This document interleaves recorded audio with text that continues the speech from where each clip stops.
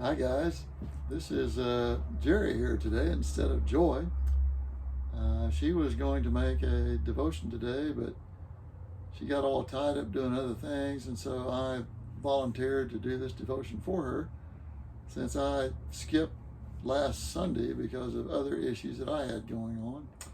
Anyway, we're here in Oklahoma City working on selling our building here and getting ready for all that kind of stuff, selling a bunch of stuff out of the building, but so it's kept us kind of busy doing that, but we really can't or shouldn't forget these devotions because they're important to us and to people. But today, we're going to talk about the verse in Mark 8:2, where it talks about the compassion of Jesus while he was on this earth. And Mark 8:2 says, "I have compassion for these people. They have already been with me 3 days and have nothing to eat." Well, Jesus was teaching these people. They had big crowds that would come around him and want to hear what he had to say. And so it took him a long time. As you can tell in here, it says they were preaching, or he was talking to them for 3 days. And evidently they didn't bring any food with them or something. I don't know exactly what transpired there, but this was where he did the miracles of feeding the 5,000 and also feeding the 4,000 people. But anyway, you know about the fishes and the loaves, where he took the little boy's lunch. This is when he fed the 5,000. He took the little boy's lunch. He had a couple of fish and some loaves of bread. I don't know how many loaves of bread, but whatever. He fed the entire group of people. And it's because he had compassion on these people. And I'll go ahead and read what's in the little blue book that you have here. It kind of describes a little bit more of this, but thousands of people were gathered to hear Jesus preach. He had been teaching for 3 days. He knew, though, that they couldn't continue to listen and learn since they were hungry. He cared about the fact that they needed food. Jesus wanted their physical as well as their spiritual needs met. Pretty cool, huh?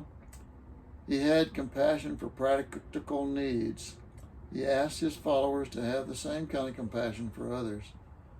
Meet practical needs as well as spiritual needs in those around you. It's kind of like the situation where, you can talk the talk, but don't walk the walk. A lot of people talk the talk about being compassionate for people, but they really don't practice that in their everyday life. It's easy to say that you have compassion for someone. It's quite different to actually do things for that person, regardless of what it is. Like if they're needing clothing, give them clothing. If they're needing food, give them food. I'm not talking about selling them food or selling them, clothing. I'm talking about giving it to them. Or, now I know somebody will bring up the people who are on the street corners in almost every city that you go in, the panhandlers we call them. There is some issues that I feel like giving them money because there's been so much, and this is true of all these people, fraud and abuse in that whole situation.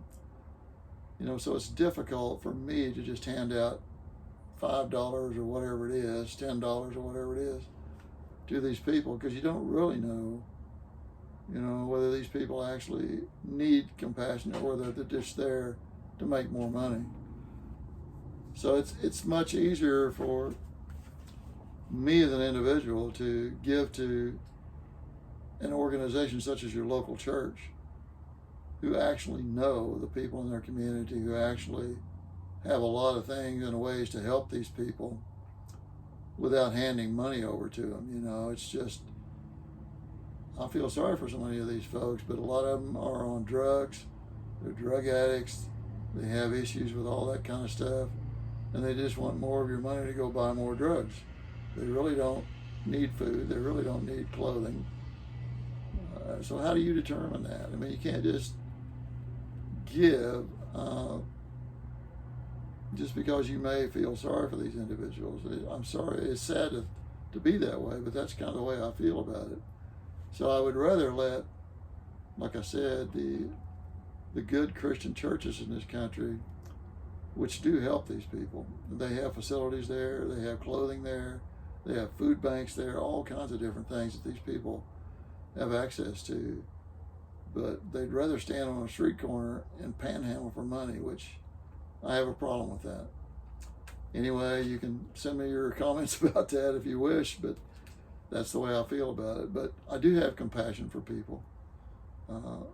Truly, if someone is in need and I know that person, then I don't have an issue giving them money or anything else. You know, it's as long as it provides something for them to keep them from going hungry or to keep them from being cold or whatever it is. So anyway, that's how I feel about that. I'll read here at the bottom of this little booklet too. It says, finally, all of you, being like-minded, be sympathetic, love one another, be compassionate and humble. Do not repay evil with evil or insult with insult.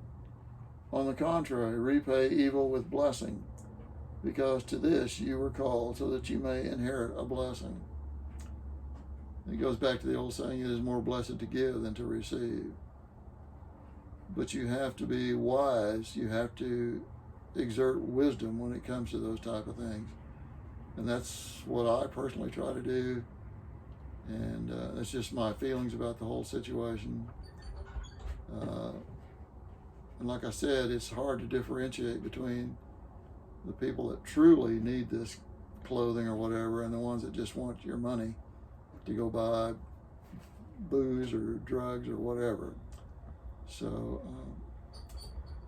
anyway, like I said, I would rather give to a church or any organization that helps these people, then I know the money goes to the right places. So that's all I have to say today about being compassionate.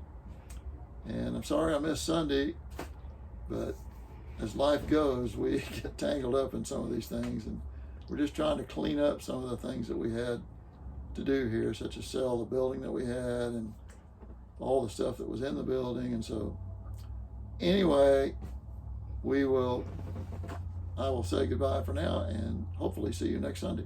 Bye now. I'm telling you to take your glasses off.